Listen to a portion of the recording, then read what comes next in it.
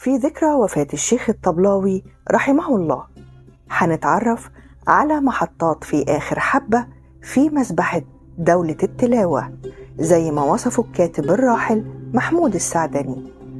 نقيب القراء، واحد من مشاهير قراءة القرآن الكريم في مصر والعالم العربي، الشيخ محمد محمود الطبلاوي، من مواليد 1934 بقرية ميت عقبة بالجيزة.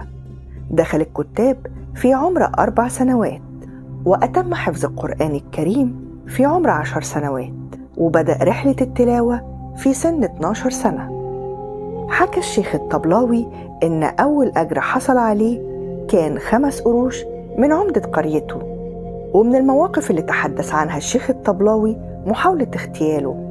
كان في سرادق عزاء وقدم ليه فنجان قهوة سادة، وكان معروف حب الشيخ الشديد للقهوة، وكل ما يمد إيده لشرب الفنجان يزدحم المكان بالمحبين، وانشغل بالسلام على الحضور ونسي القهوة، ونادى على عامل من عمال الصيانة في السرادق وأعطاه الفنجان، وبمجرد شرب العامل للقهوة سقط على الأرض بيتلوى من المغص والألم، ونقل للمستشفى، وتبين إن الفنجان كان فيه سم قاتل، والمقصود كان الشيخ الطبلاوي.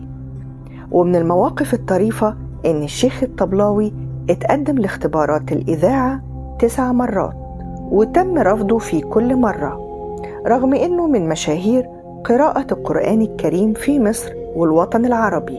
وسبب الرفض زي ما قال الشيخ الطبلاوي عدم استجابته للفنان فايز حلاوة وحسن الشجاعي بدراسة المقامات الموسيقية والحصول على شهادة.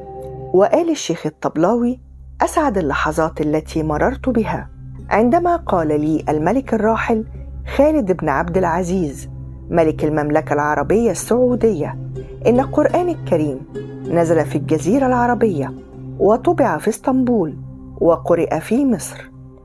توفي الشيخ في 28 رمضان 1441 هجرية، الموافق 5 مايو 2020. كنت معاكم أنا مروة صالح. استنوني في حلقة جديدة وشخصية مؤثرة.